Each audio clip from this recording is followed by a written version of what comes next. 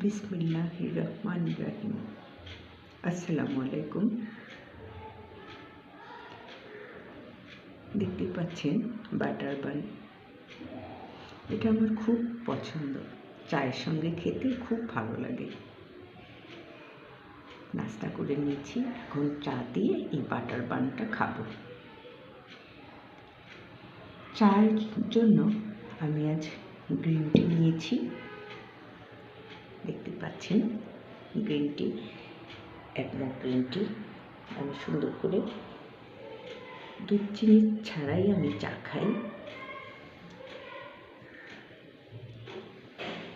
গরম গরম green tea, সাথে আছে বাটার বান, বিস্কিট। আলহামদুলিল্লাহ।